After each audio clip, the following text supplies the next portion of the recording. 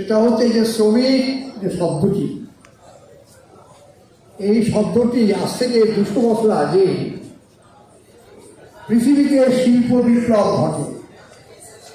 শিল্প বিপ্লবটা কি?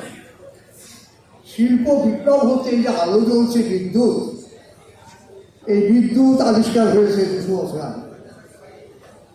এই বিদ্যুৎ আবিষ্কার এবং তার সাথে আরো আনুষঙ্গিক নানান আবিষ্কারের ফলে ইউরোপে শিল্প কল কারখানা গড়ে ওঠে।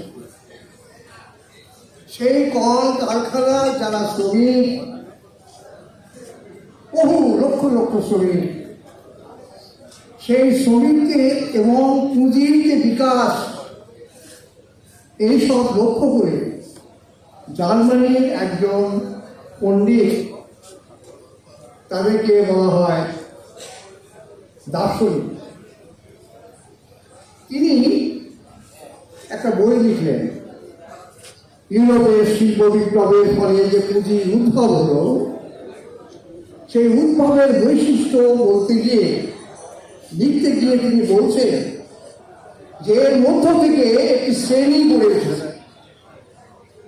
সেই শ্রেণীর নাম তিনি দিচ্ছেন শ্রমিক শ্রেণী।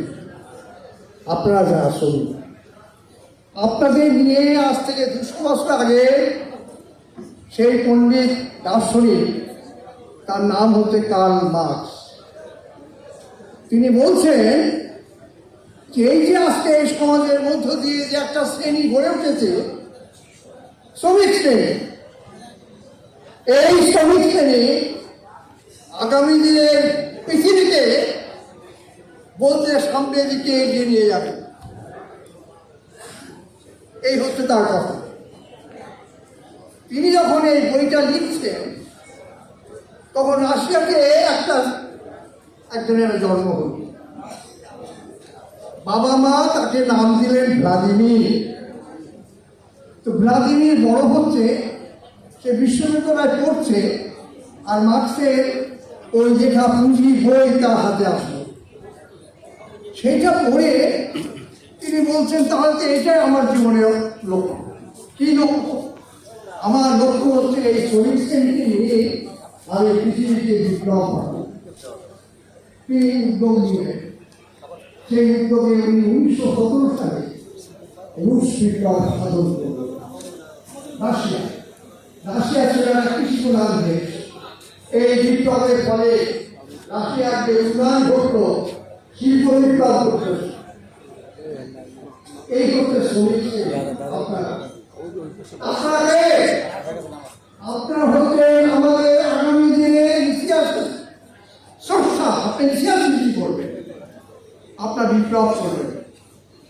সেই বিপ্লবের ফলে আপনারা যেমন আজকে বলছেন আমাদের এই নাই সেই নাই, আমাদের অভাব, আপনারা তো নেতা। আপনারা বিপ্লবের মধ্য দিয়ে যে সাধন করবে, তাতে আমাদের বাংলাদেশের যত সমস্যা, সব সমস্যার সমাধান হবে আপনাদের মধ্যে। সেটা হচ্ছে বিপ্লব। সেই বিপ্লবে একজন অনুসারী ছিলেন আমাদের নেতা। এই যে উনি আপনাদেরকে ডিভিশন সংগ্রহ বা এই রস পেপার, তার উদ্দেশ্য ছিল বিপ্লব হবে আপনাদের।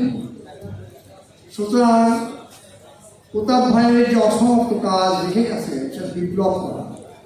সেই বিপ্লবের মধ্য দিয়ে আমাদের অগ্রগতি সাধন করা, আমাদের আর্থিক সংস্থা থেকে শুরু করে আমাদের শিক্ষা, আমাদের সংস্কৃতি, আমাদের নতুন ইতিহাস সৃষ্টি হবে আগামী প্রজন্মের মধ্য দিয়ে। এই আহ্বান দেখে আমি আমার বক্তব্য শেষ করছি। ধন্যবাদ।